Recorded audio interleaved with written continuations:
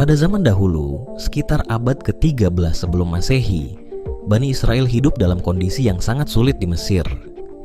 Mereka diperbudak oleh Fir'aun dan dipaksa bekerja keras tanpa henti.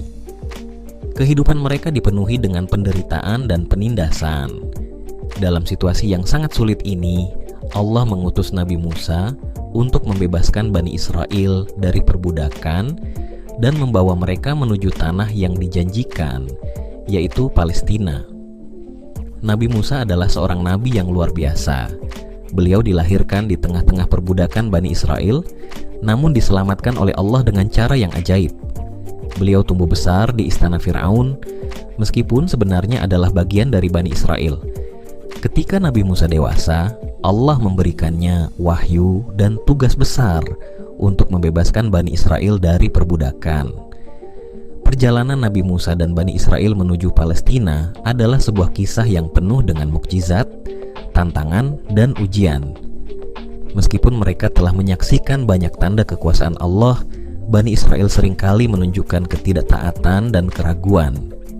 Namun, dengan bimbingan dan keteguhan Nabi Musa, mereka mampu melewati banyak rintangan dalam perjalanan panjang ini. Sekarang, mari kita lanjutkan dengan menjawab 10 poin dari pembahasan ini. Apa latar belakang perbudakan Bani Israel di Mesir dan bagaimana kondisi mereka di bawah kekuasaan Fir'aun? Perbudakan Bani Israel di Mesir berakar dari peristiwa yang terjadi beberapa abad sebelum masa perbudakan mereka di bawah kekuasaan Fir'aun. Pada mulanya, Bani Israel datang ke Mesir sebagai pengungsi. Mereka adalah keturunan Nabi Yakub yang dikenal dengan nama Israel. Dan melalui salah satu putranya Yusuf, mereka mendapatkan tempat berlindung di Mesir. Nabi Yusuf yang sebelumnya dijual sebagai budak, naik pangkat menjadi pejabat tinggi di Mesir setelah berhasil menafsirkan mimpi Fir'aun yang meramalkan datangnya masa paceklik panjang. Di bawah kepemimpinan Yusuf, Mesir mampu bertahan dan saudara-saudaranya beserta keluarga mereka diundang untuk tinggal di Mesir. Namun, seiring berjalannya waktu, status Bani Israel di Mesir berubah drastis. Generasi baru penguasa Mesir yang tak lagi mengenal jasa Yusuf melihat kehadiran mereka dengan curiga. Fir'aun yang baru khawatir bahwa Bani Israel yang populasinya terus bertambah akan menjadi ancaman bagi stabilitas kekuasaannya. Dia takut mereka bisa bergabung dengan musuh-musuh asing dan memberontak melawan Mesir. Kekhawatiran ini membuat Fir'aun memutuskan untuk menindas Bani Israel, menempatkan mereka di bawah sistem kerja paksa, dan memperbudak mereka. Di bawah kekuasaan Fir'aun, Bani Israel hidup dalam kondisi yang sangat sulit. Mereka dipaksa bekerja di proyek-proyek pembangunan Mesir kuno, termasuk pembangunan kota-kota seperti Pitom dan Ramses. Kehidupan mereka dipenuhi dengan kerja keras yang tak berkesudahan, tanpa hak-hak dasar atau kebebasan. Fir'aun tidak hanya menindas mereka secara fisik, tetapi juga secara psikologis, memastikan mereka tetap tunduk dan tak berdaya. Sistem ini memperkuat dominasi Mesir atas Bani Israel, membuat mereka tidak hanya bergantung secara ekonomi, tetapi juga terjebak dalam perasaan putus asa. Untuk memastikan kontrolnya yang mutlak, Fir'aun mengeluarkan kebijakan yang lebih kejam lagi. Karena khawatir bahwa Bani Israel akan menjadi terlalu kuat, Fir'aun memerintahkan pembunuhan semua bayi laki-laki yang lahir dari kaum mereka. Ini adalah upaya untuk membatasi pertumbuhan populasi Bani Israel dan memastikan mereka tidak bisa melawan. Kebijakan ini menciptakan rasa takut yang mendalam di kalangan Bani Israel dan menambah penderitaan mereka yang sudah sangat besar. Di tengah penindasan yang luar biasa ini, muncul harapan baru bagi Bani Israel. Seorang bayi laki-laki yang berhasil diselamatkan dari kebijakan Fir'aun tumbuh di dalam istana Mesir tanpa sepengetahuan Firaun bahwa ia berasal dari Bani Israel. Bayi itu adalah Musa yang kelak diutus oleh Tuhan untuk memimpin kaumnya keluar dari perbudakan. Kisah hidup Musa menjadi titik balik dalam perjuangan Bani Israel melawan tirani Firaun. Meskipun Musa dibesarkan di lingkungan Firaun, dia akhirnya mengetahui asal-usulnya dan memutuskan untuk membela bangsanya. Dengan petunjuk dari Tuhan, Musa memimpin Bani Israel dalam serangkaian perlawanan melawan kekuasaan Firaun. Melalui serangkaian mukjizat yang dihadirkan oleh Musa, termasuk 10 tulah yang menghantam Mesir, Firaun akhirnya terpaksa melepaskan Bani Israel. Namun, perjalanan keluar dari Mesir bukanlah akhir dari penderitaan Bani Israel. Ketika mereka sampai di Laut Merah, Firaun kembali mengejar mereka dengan pasukannya, tetapi Tuhan memisahkan lautan untuk memberi jalan bagi Bani Israel, sementara pasukan Firaun ditenggelamkan. Peristiwa ini menandai akhir dari perbudakan mereka di Mesir, tetapi juga menjadi awal dari perjalanan panjang mereka menuju tanah yang dijanjikan. Perbudakan Bani Israel di Mesir dan penindasan di bawah Firaun menjadi salah satu kisah epik paling terkenal dalam sejarah agama-agama Ibrahim. Kisah ini bukan hanya menceritakan tentang penderitaan dan penindasan, tetapi juga tentang keajaiban, kebebasan, dan pembebasan. Bagi Bani Israel, ini menjadi simbol perjuangan spiritual mereka dan keyakinan akan kekuatan Tuhan dalam membebaskan mereka dari segala bentuk tirani. Bagaimana kisah kelahiran Nabi Musa dan bagaimana beliau diselamatkan dari bahaya pada saat itu? Kisah kelahiran Nabi Musa dimulai di tengah situasi yang sangat berbahaya bagi Bani Israel. Saat itu, Firaun Mesir merasa terancam oleh pertumbuhan populasi Bani Israel yang terus meningkat. Untuk mencegah kemungkinan pemberontakan, Firaun mengeluarkan perintah kejam. Setiap bayi laki-laki yang lahir dari Bani Israel harus dibunuh. Kebijakan ini menciptakan ketakutan besar di antara keluarga-keluarga Bani Israel yang terpaksa menyembunyikan bayi mereka demi menyelamatkan nyawa mereka. Di tengah situasi mencekam ini, seorang perempuan dari keturunan Bani Israel melahirkan seorang anak laki-laki. Bayi itu kelak dikenal sebagai Nabi Musa. Ibunya, yang dikenal dalam beberapa tradisi sebagai Yukabid, sangat khawatir akan keselamatan putranya. Mengetahui bahwa nyawa bayinya terancam, ia mencari cara untuk melindunginya dari kekejaman Firaun. Setelah beberapa waktu menyembunyikan bayi itu, ibunya menerima petunjuk ilahi yang menyarankan langkah yang sangat berani dan penuh kepercayaan. Dengan keimanan yang kuat, ibu Musa meletakkan bayi tersebut ke dalam sebuah peti kecil yang tahan air, kemudian menghanyutkannya ke Sungai Nil. Keputusan ini sangat berat, tetapi dia yakin bahwa Tuhan akan menjaga anaknya. Arus sungai membawa peti kecil itu menjauh, dan takdir mengarahkan Musa ke sebuah tempat yang tidak pernah diduga, istana Firaun. Peti tersebut ditemukan oleh istri Firaun, Asiah, yang tergerak hatinya ketika melihat bayi yang tampak begitu polos dan tak berdaya. Asiah, yang dikenal sebagai seorang perempuan berjiwa lembut dan penuh kasih, merasa simpati pada bayi Musa. Meskipun menyadari bahwa bayi itu berasal dari Bani Israel, dia memohon kepada Firaun agar mereka mengadopsinya sebagai anak mereka sendiri. Firaun, meskipun awalnya curiga, akhirnya mengabulkan permintaan istrinya. Maka, bayi Musa pun dibesarkan di lingkungan istana Mesir, tepat di bawah hidung orang yang paling berusaha menghancurkan kaumnya. Namun, di balik peristiwa itu, ada satu masalah besar. Bayi Musa membutuhkan susu ibu, dan tidak ada satupun perempuan di istana yang dapat menyusuinya. Pada saat yang sama, kakak perempuan Musa, Miriam, yang mengikuti dari kejauhan, melihat kesempatan untuk bertindak. Dengan cerdik, Miriam menawarkan bantuan kepada Asiah untuk menemukan seorang perempuan Bani Israel yang bisa menyusui bayi tersebut. Asiah setuju, dan Miriam segera membawa ibunya, yang sebenarnya adalah ibu kandung Musa, untuk menyusui putranya sendiri. Dengan demikian, takdir memberikan peluang luar biasa bagi ibu Musa. Meskipun telah menghanyutkan bayinya ke sungai dalam keputusasaan, dia diberi kesempatan untuk tetap bersama anaknya dan merawatnya di dalam istana, meski di bawah identitas yang berbeda. Musa tumbuh besar dengan kasih sayang ibunya dan perlindungan Asiyah, tanpa disadari oleh Fir'aun bahwa bayi yang ia asuh di istana adalah anak dari kaum yang ia perbudak dan coba hancurkan. Seiring bertambahnya usia, Musa tumbuh menjadi sosok yang kuat dan cerdas. Dia menikmati pendidikan dan fasilitas yang diberikan oleh kehidupan di istana Mesir, tetapi takdirnya sudah ditentukan untuk suatu misi yang jauh lebih besar. Meskipun dibesarkan di lingkungan Fir'aun, Musa akhirnya akan dipanggil oleh Tuhan untuk membebaskan kaumnya dari tirani Mesir, memimpin mereka keluar dari perbudakan, dan menjadi nabi besar yang diingat sepanjang sejarah.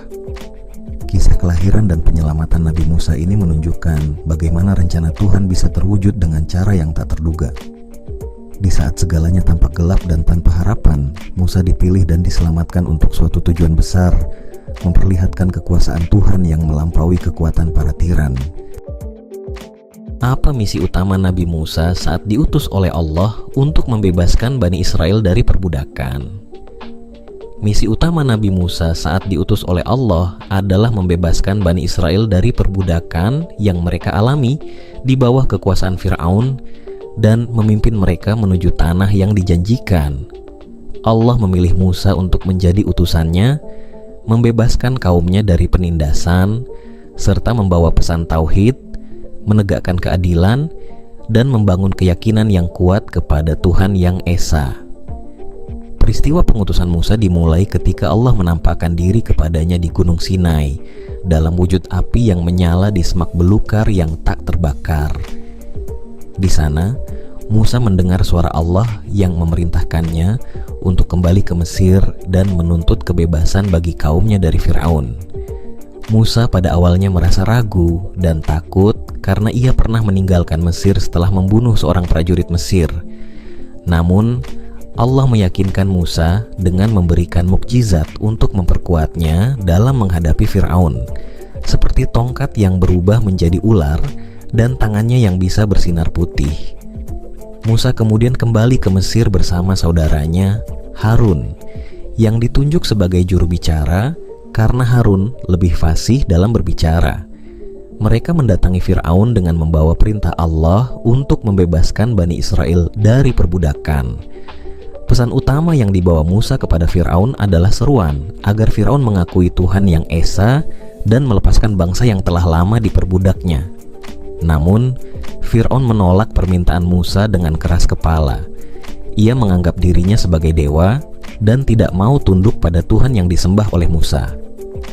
Penolakan Fir'aun ini diikuti dengan serangkaian mukjizat dan tulah yang dikirim Allah sebagai tanda kekuasaannya dan sebagai peringatan bagi Fir'aun. Tulah-tulah tersebut meliputi air sungai Nil yang berubah menjadi darah, munculnya katak, wabah belalang, serta hujan es dan api. Meski tulah-tulah tersebut menyebabkan penderitaan besar bagi Mesir, Fir'aun tetap bersikeras menolak membebaskan Bani Israel. Di tengah-tengah misi ini, Musa tidak hanya berperan sebagai pemimpin spiritual, tetapi juga sebagai pemimpin perjuangan fisik bagi Bani Israel.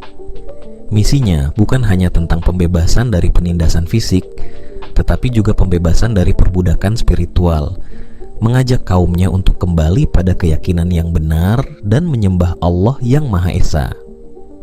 Musa berulang kali mengingatkan Bani Israel akan perjanjian mereka dengan Allah, bahwa kebebasan mereka harus diikuti dengan kepatuhan kepada hukum dan jalan hidup yang benar.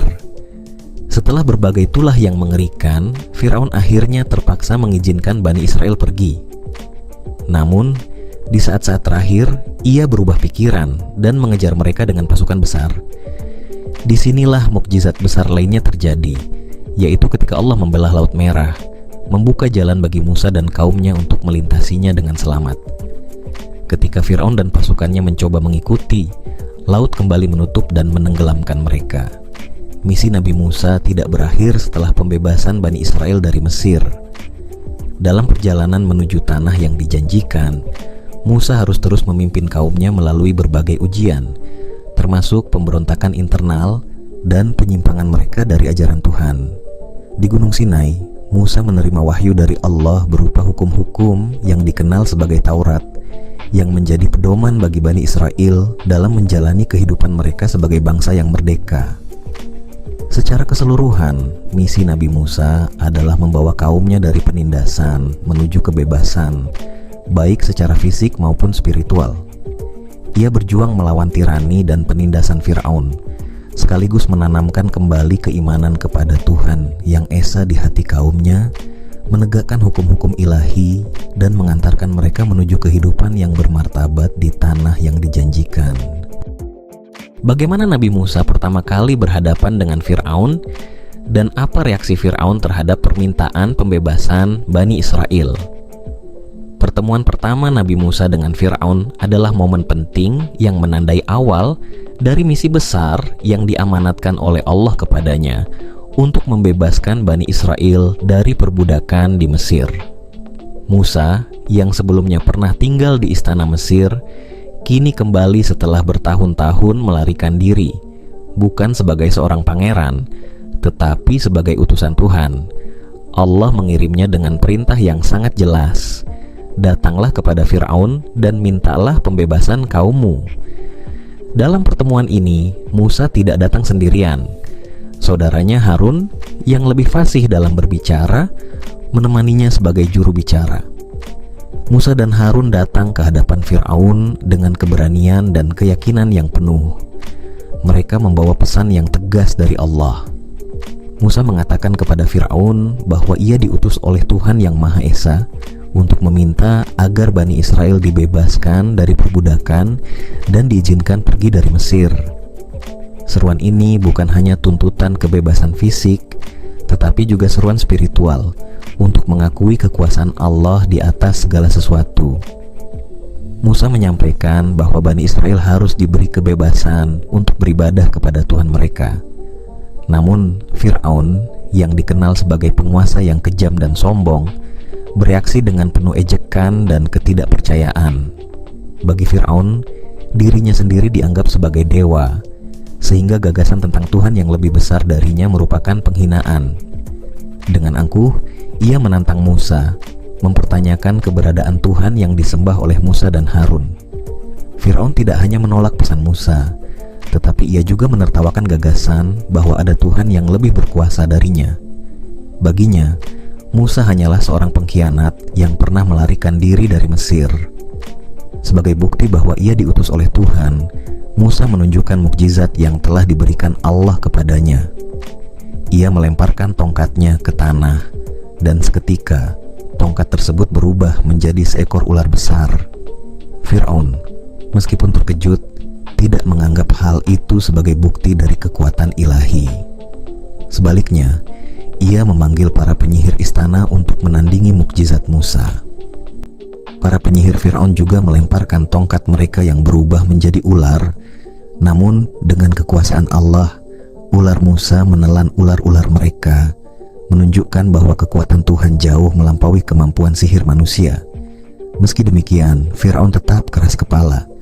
Alih-alih menerima kenyataan dan mengakui kekuasaan Allah, ia semakin mengeraskan hatinya. Bahkan setelah menyaksikan mukjizat yang nyata, Fir'aun menolak untuk melepaskan Bani Israel. Ia melihat Musa sebagai ancaman terhadap kekuasaannya dan menolak dengan tegas permintaan pembebasan itu. Sebagai bentuk pembalasan, Fir'aun memperberat beban kerja Bani Israel, menambah penderitaan mereka, dan memperketat pengawasan terhadap mereka. Ini dilakukan untuk memperingatkan mereka agar tidak berpikir untuk memberontak. Selama serangkaian pertemuan setelahnya, Musa terus mendatangi Fir'aun dengan peringatan-peringatan dari Allah. Namun, Fir'aun terus-menerus mengabaikan peringatan tersebut, memicu serangkaian tulah yang mengerikan yang dikirim Allah untuk menghukum Mesir. Setiap kali tulah datang, Fir'aun akan tampak seolah-olah siap menyerah. Tetapi begitu bencana itu berlalu, ia kembali mengeraskan hatinya dan menolak permintaan Musa. Pertarungan antara kehendak Fir'aun dan perintah Allah terus berlangsung, tetapi pada akhirnya kekuatan Tuhanlah yang menang. Konfrontasi pertama antara Nabi Musa dan Fir'aun ini menggambarkan tidak hanya pertempuran antara dua sosok manusia, tetapi juga konflik besar antara tirani manusia yang sombong dan kekuasaan Tuhan yang mutlak. Meskipun Fir'aun adalah raja yang sangat kuat, ia tidak mampu menandingi kuasa ilahi yang diwakili oleh Musa. Ini adalah awal dari perjuangan panjang yang akhirnya membawa Bani Israel menuju kebebasan. Sebutkan beberapa mukjizat yang diberikan Allah kepada Nabi Musa untuk menunjukkan kekuasaannya kepada Fir'aun dan Bani Israel. Allah memberikan sejumlah mukjizat kepada Nabi Musa untuk menunjukkan kekuasaannya, baik kepada Fir'aun maupun kepada Bani Israel.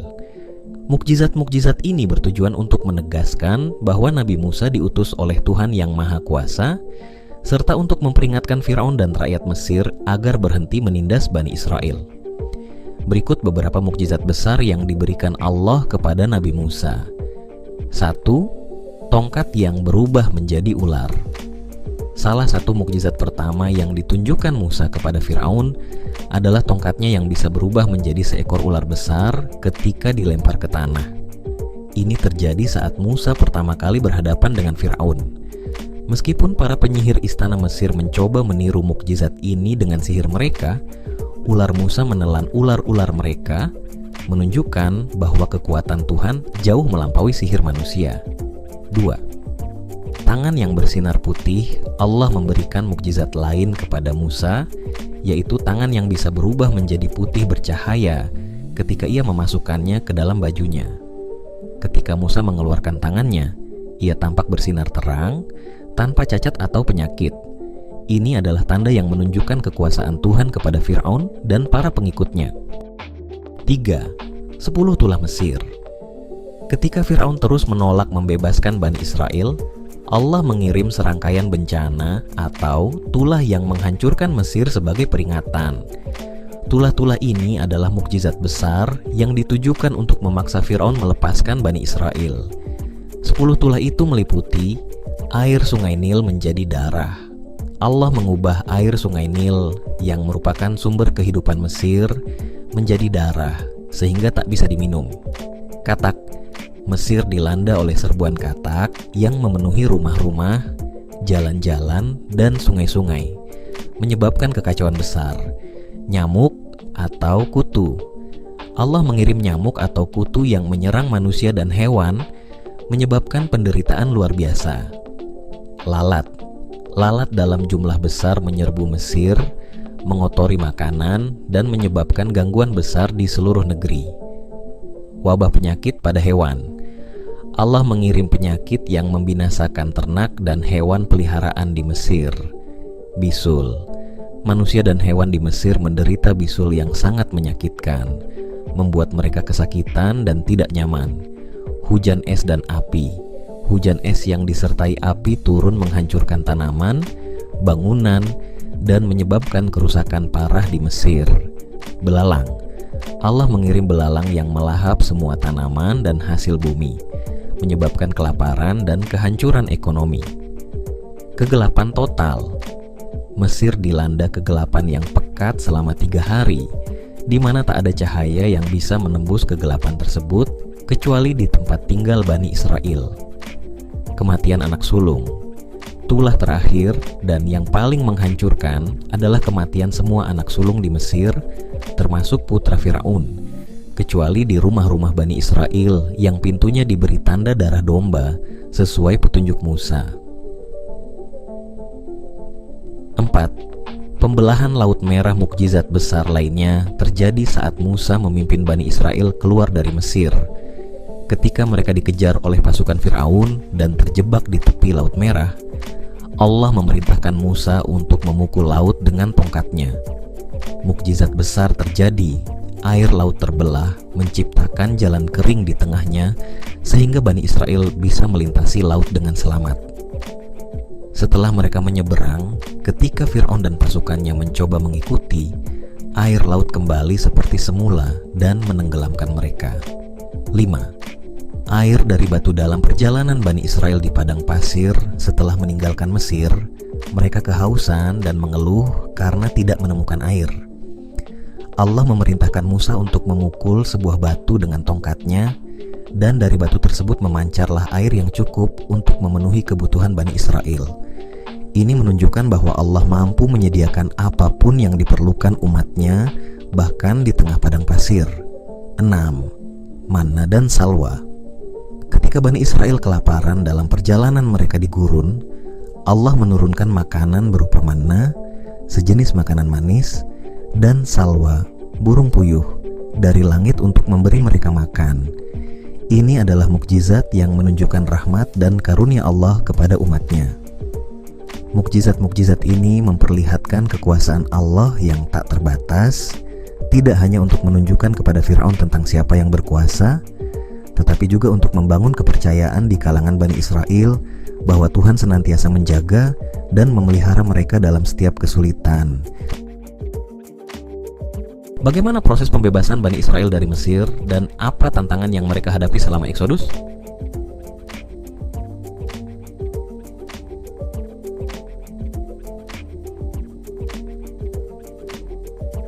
Proses pembebasan Bani Israel dari Mesir dimulai setelah serangkaian peringatan dan mukjizat yang ditunjukkan Nabi Musa kepada Fir'aun. Meski Fir'aun terus menolak membebaskan Bani Israel, 10 tulah yang dikirim oleh Allah akhirnya memaksa Fir'aun untuk menyerah. Tulah terakhir yaitu kematian anak sulung di seluruh Mesir, termasuk anak sulung Fir'aun, menyebabkan trauma besar bagi Mesir. Dengan sangat terpaksa, Fir'aun akhirnya mengizinkan Bani Israel pergi dan Musa segera memimpin mereka keluar dari tanah perbudakan. Eksodus ini adalah perjalanan besar di mana ribuan Bani Israel meninggalkan Mesir menuju tanah yang dijanjikan oleh Allah. Mereka berangkat dengan penuh harapan, meninggalkan kehidupan di bawah penindasan dan menuju kebebasan. Namun, perjalanan mereka bukanlah perjalanan yang mudah, karena berbagai tantangan besar menanti mereka di sepanjang jalan. 1. Pengejaran oleh Fir'aun. Meskipun awalnya Fir'aun mengizinkan Bani Israel pergi, ia segera berubah pikiran dan memutuskan untuk mengejar mereka dengan pasukan besarnya. Fir'aun tidak ingin kehilangan tenaga kerja besar yang telah lama diperbudak di Mesir, sehingga ia memerintahkan pasukannya untuk mengejar Bani Israel dan memaksa mereka kembali ke Mesir. Ketika Bani Israel tiba di tepi Laut Merah, mereka terjebak antara laut yang terbentang di depan mereka dan pasukan Fir'aun yang mendekat dari belakang. Pada saat yang paling genting ini, Allah memerintahkan Musa untuk memukul laut dengan tongkatnya. Mukjizat besar terjadi ketika laut terbelah, menciptakan jalan kering bagi Bani Israel untuk melintasinya. Setelah mereka menyeberangi laut, ketika pasukan Fir'aun mencoba mengikuti, laut kembali seperti semula dan menenggelamkan pasukan tersebut, termasuk Fir'aun. 2. Rasa takut dan ketidakpastian. Setelah selamat dari pengejaran Fir'aun, Bani Israel menghadapi tantangan psikologis berupa rasa takut dan ketidakpastian. Mereka telah meninggalkan Mesir, tetapi mereka tidak tahu dengan pasti kemana mereka akan pergi atau bagaimana mereka akan bertahan hidup di padang pasir.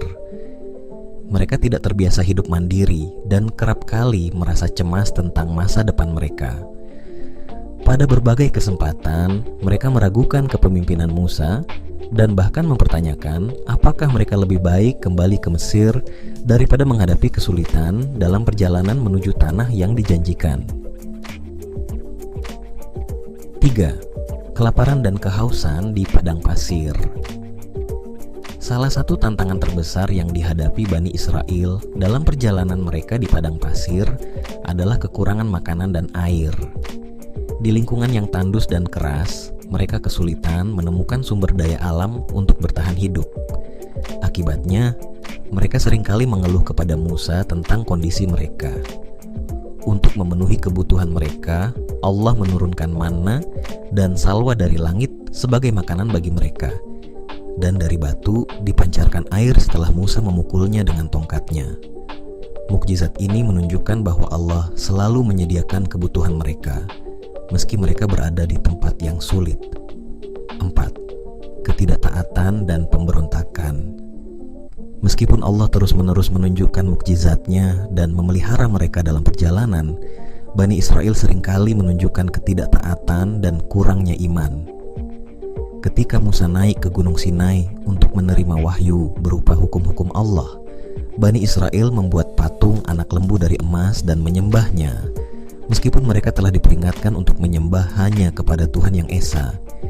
Ini adalah bentuk pemberontakan besar, dan Musa harus berjuang keras untuk mengembalikan kaumnya ke jalan yang benar setelah menyaksikan kesesatan tersebut. Penerimaan hukum Taurat. Di tengah perjalanan ini, Allah memberikan hukum-hukumnya kepada Musa di Gunung Sinai, yang dikenal sebagai Taurat. Taurat berisi peraturan-peraturan yang harus dipatuhi oleh Bani Israel sebagai bangsa yang baru dibebaskan dan diberi petunjuk untuk hidup sesuai dengan kehendak Allah. Penerimaan hukum-hukum ini adalah langkah penting dalam membentuk identitas spiritual dan moral Bani Israel sebagai umat yang khusus di mata Allah. Namun, prosesnya tidak selalu mudah, karena mereka seringkali memberontak atau merasa kesulitan untuk mematuhi hukum-hukum tersebut. 6. Perjalanan yang panjang dan berliku. Meski mereka telah dibebaskan dari Mesir, perjalanan Bani Israel menuju tanah yang dijanjikan bukanlah perjalanan singkat. Mereka harus mengembara di padang pasir selama 40 tahun sebagai bentuk ujian dan hukuman dari Allah karena ketidakpatuhan dan kurangnya iman mereka. Selama masa pengembaraan ini, generasi yang pernah hidup sebagai budak di Mesir harus digantikan oleh generasi baru yang lebih siap secara spiritual dan mental untuk memasuki tanah yang dijanjikan. Bagaimana mukjizat terbelahnya Laut Merah menjadi bagian dari perjalanan Bani Israel menuju tanah yang dijanjikan? Mukjizat terbelahnya Laut Merah adalah salah satu peristiwa paling penting dan menentukan dalam perjalanan Bani Israel menuju tanah yang dijanjikan. Mukjizat ini tidak hanya menunjukkan kekuasaan Allah yang luar biasa, tetapi juga menjadi simbol pembebasan dan kepercayaan pada kepemimpinan Nabi Musa. Peristiwa ini terjadi pada saat yang sangat genting ketika Bani Israel baru saja dibebaskan dari perbudakan di Mesir, tetapi masih dikejar oleh Firaun dan pasukannya. Berikut adalah bagaimana mukjizat ini menjadi bagian penting dalam perjalanan Bani Israel. 1. Pengejaran oleh Firaun. Setelah tulah terakhir yang menewaskan anak sulung di Mesir, termasuk anak sulung Firaun, Firaun akhirnya membiarkan Bani Israel meninggalkan Mesir. Namun, tak lama setelah itu, Firaun berubah pikiran dan memutuskan untuk mengejar mereka. Ia tidak ingin kehilangan Bani Israel yang telah lama menjadi sumber tenaga kerja bagi Mesir. Dengan pasukan besar, Firaun mengejar Bani Israel yang dipimpin oleh Musa, berharap untuk memaksa mereka kembali ke Mesir. Pengejaran ini membuat Bani Israel terjebak di antara pasukan Firaun yang mendekat dan Laut Merah yang luas membentang di depan mereka. 2. Ketakutan dan keraguan Bani Israel. Di saat-saat kritis ini, Bani Israel mulai merasakan ketakutan dan keraguan. Mereka merasa terjebak dan tak ada jalan keluar. Dalam ketakutan mereka, beberapa dari mereka mulai meragukan Musa dan bahkan mempertanyakan apakah mereka lebih baik tetap tinggal di Mesir sebagai budak daripada menghadapi kematian di tangan pasukan Firaun. Namun, Musa tetap tenang dan meyakinkan mereka bahwa Allah tidak akan meninggalkan mereka. Musa meminta kaumnya untuk bersabar dan percaya pada pertolongan Tuhan. 3. Mukjizat terbelahnya Laut Merah. Dalam momen penuh ketegangan ini, Allah memerintahkan Musa untuk memukul Laut Merah dengan tongkatnya. Ketika Musa melakukannya, terjadilah mukjizat besar. Air laut terbelah, menciptakan dua dinding air yang tinggi di kedua sisi, sementara di tengahnya terbuka jalan kering bagi Bani Israel untuk melintasi laut. Ini adalah mukjizat luar biasa yang menunjukkan kuasa Allah atas alam dan menjadi tanda nyata bahwa Dia melindungi umatnya. Dengan keberanian yang diperbarui, Bani Israel mengikuti Musa melintasi laut, meninggalkan tanah Mesir di belakang mereka. Keempat, kebinasaan pasukan Firaun. Setelah Bani Israel melintasi laut dengan selamat, pasukan Firaun yang tidak menyadari bahaya yang menanti mencoba mengikuti mereka melalui jalan yang sama. Namun, begitu pasukan Firaun dan kereta-keretanya berada di tengah laut, Allah memerintahkan laut untuk kembali seperti semula. dinding-dinding air runtuh dan menenggelamkan seluruh pasukan Fir'aun, termasuk Fir'aun sendiri. Peristiwa ini mengakhiri ancaman langsung dari Mesir dan menandai kebebasan penuh Bani Israel dari tirani Fir'aun. Kelima, simbol pembebasan mukjizat terbelahnya Laut Merah menjadi simbol pembebasan penuh bagi Bani Israel. Mereka tidak hanya dibebaskan dari perbudakan fisik di Mesir, tetapi juga dari pengejaran dan ancaman Fir'aun yang selama ini menghantui mereka. Dengan musnahnya pasukan Fir'aun, Bani Israel kini benar-benar bebas untuk memulai perjalanan menuju tanah yang dijanjikan Allah kepada mereka. Peristiwa ini memperkuat keyakinan mereka bahwa Tuhan benar-benar melindungi dan membimbing mereka. 6. Penguatan iman Bani Israel mukjizat ini juga berfungsi sebagai pengingat bagi Bani Israel akan kekuasaan Allah dan pentingnya kepercayaan pada Musa sebagai nabi dan pemimpin mereka. Sepanjang perjalanan mereka di padang pasir, Bani Israel seringkali merasa ragu dan menghadapi berbagai kesulitan, tetapi mukjizat Laut Merah menjadi titik balik yang menunjukkan bahwa Allah selalu bersama mereka, bahkan di saat-saat paling berbahaya. Meskipun tantangan besar menanti mereka di masa depan, peristiwa ini memberi mereka keberanian dan iman untuk terus maju. 7. Bagian dari rangkaian mukjizat Laut Merah adalah bagian dari rangkaian mukjizat yang ditunjukkan Allah untuk membebaskan dan melindungi Bani Israel. Ini adalah puncak dari serangkaian tulah yang dikirim Allah kepada Fir'aun dan Mesir, serta tanda bahwa Allah tidak hanya membebaskan mereka dari perbudakan, tetapi juga menyertai mereka dalam setiap langkah perjalanan menuju tanah yang dijanjikan. Laut Merah yang terbelah menjadi saksi dari kuasa Allah yang tidak terbatas, menunjukkan bahwa Dia bisa melakukan apa saja untuk melindungi umatnya. Langkah ke-8, menuju tanah yang dijanjikan. Setelah mukjizat Laut Merah, Bani Israel memulai perjalanan panjang mereka menuju tanah yang dijanjikan. Meskipun masih ada banyak tantangan yang menanti mereka di padang pasir, mereka kini memiliki bukti nyata akan kuasa dan rahmat Allah. Peristiwa Laut Merah juga menjadi pelajaran bagi mereka bahwa setiap tantangan bisa diatasi dengan iman dan kepercayaan kepada Tuhan. Mukjizat ini menjadi fondasi spiritual bagi Bani Israel selama perjalanan panjang mereka menuju kebebasan sejati.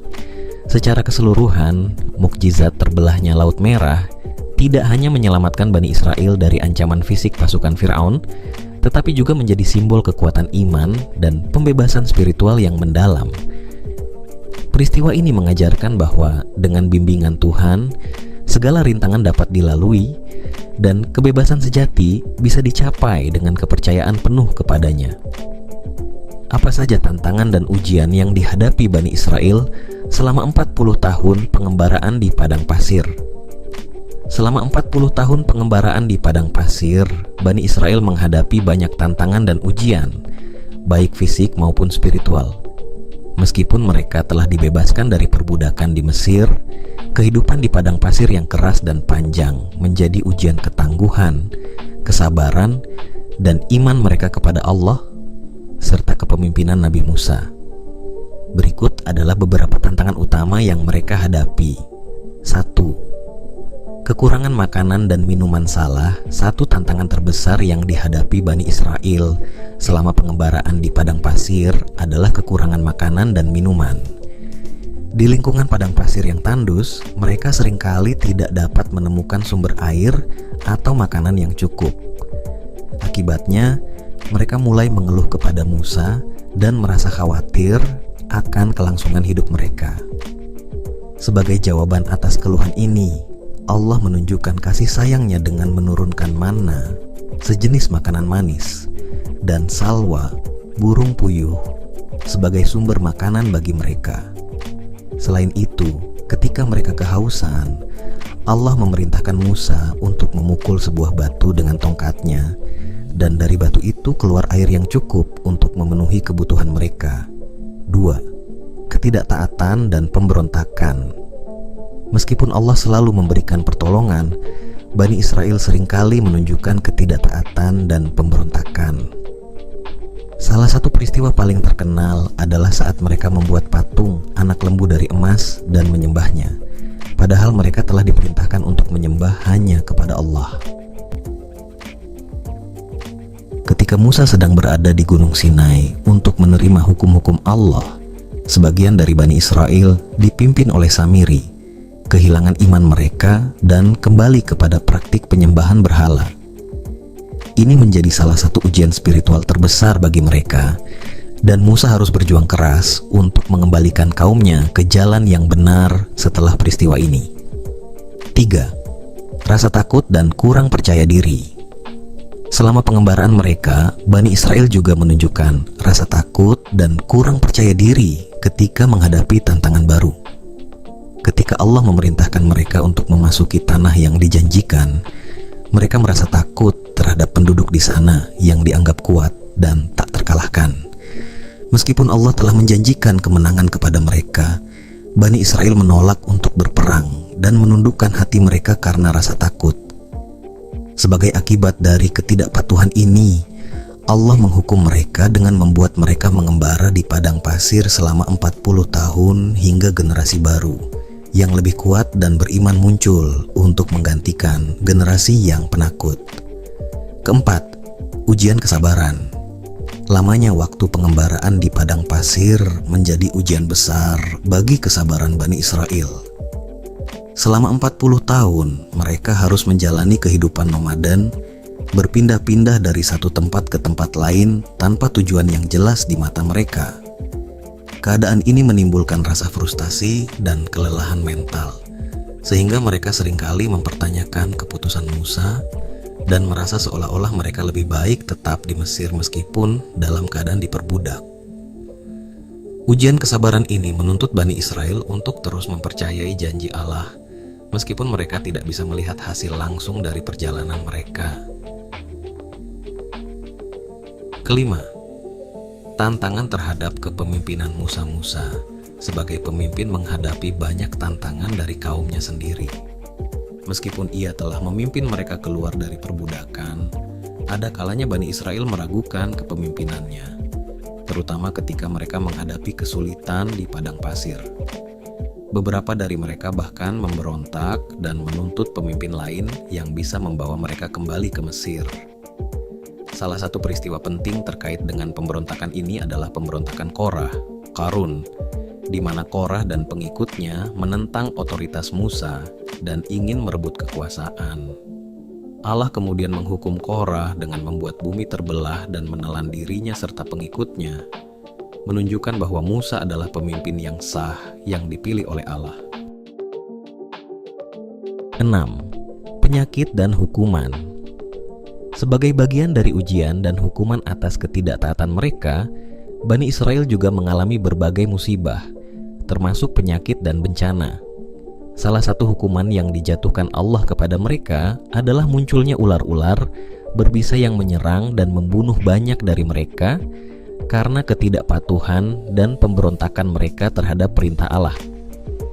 Selain itu, ketika mereka mengeluh dan merasa jenuh dengan manna dan salwa yang diberikan Allah, Allah menghukum mereka dengan lebih banyak bencana untuk mengingatkan mereka agar selalu bersyukur atas nikmat yang diberikan. 7. Penyucian rohani dan hukum Taurat. Selama pengembaraan ini, Allah memberikan hukum-hukum kepada Bani Israel yang dikenal sebagai Taurat. Hukum-hukum ini berfungsi sebagai panduan moral dan spiritual bagi mereka dalam menjalani kehidupan sebagai umat yang dipilih oleh Allah. Namun, banyak dari mereka yang kesulitan mematuhi hukum-hukum ini, dan proses penyucian rohani yang Allah maksudkan melalui Taurat menjadi salah satu ujian terbesar bagi mereka.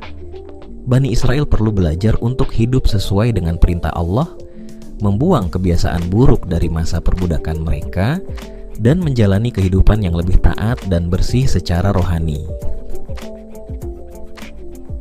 Kedelapan, generasi baru yang lebih kuat dan beriman.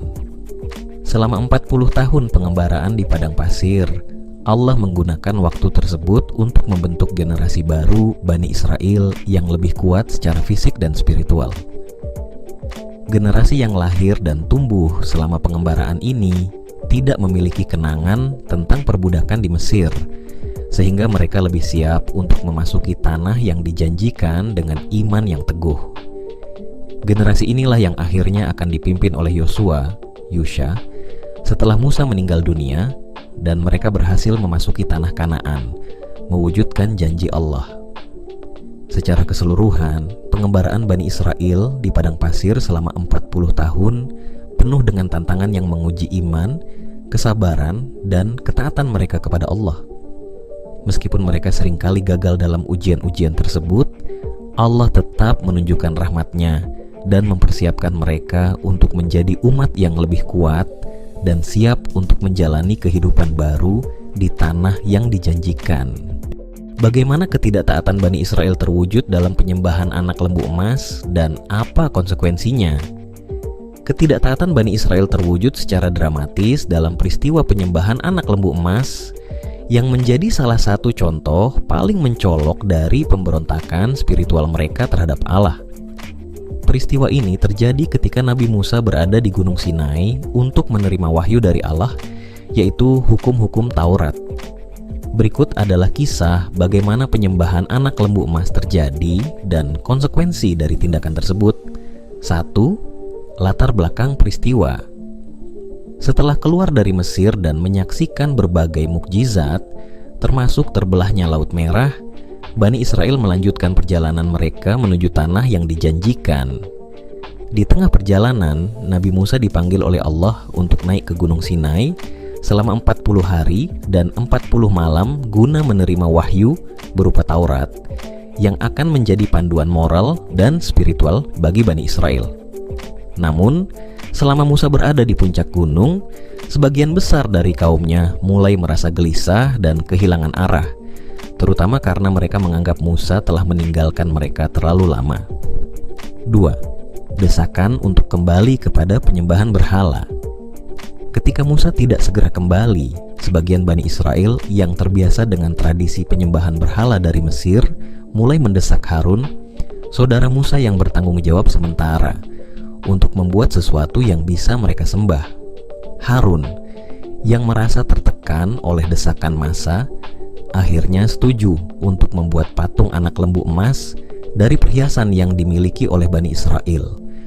Mereka mengumpulkan emas, mencairkannya, dan membentuk patung anak lembu yang menyerupai berhala-berhala yang biasa mereka sembah di Mesir. 3. Penyembahan anak lembu emas. Setelah patung anak lembu emas itu selesai, Bani Israel mulai menyembahnya dengan penuh kegembiraan, bahkan mengklaim bahwa patung tersebut adalah dewa yang telah membawa mereka keluar dari Mesir. Ini adalah bentuk ketidaktaatan yang luar biasa karena mereka dengan jelas melanggar perintah Allah untuk tidak menyembah berhala dan hanya menyembahnya. Mereka melupakan mukjizat yang telah mereka saksikan, seperti terbelahnya Laut Merah, dan beralih kembali kepada praktik penyembahan berhala yang seharusnya mereka tinggalkan. 4. Kemurkaan Allah dan kembalinya Musa.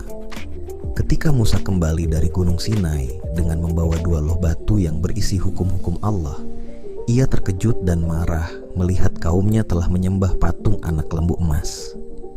Melihat ketidaktaatan mereka, Musa sangat murka dan melemparkan loh batu tersebut hingga pecah. Ia lalu menghancurkan patung anak lembu emas itu dan membuangnya ke dalam api. Musa kemudian meminta pertanggungjawaban Harun atas apa yang terjadi, dan Harun menjelaskan bahwa ia tertekan oleh desakan kaumnya dan merasa takut akan terjadi pemberontakan jika ia tidak menuruti keinginan mereka. 5. Hukuman atas Bani Israel. Sebagai konsekuensi dari penyembahan berhala ini, Allah memberikan hukuman kepada Bani Israel. Dalam Al-Quran disebutkan bahwa Musa meminta orang-orang yang masih setia kepada Allah untuk memisahkan diri dari para penyembah anak lembu emas, dan mereka diperintahkan untuk menghukum orang-orang yang terlibat dalam penyembahan berhala tersebut.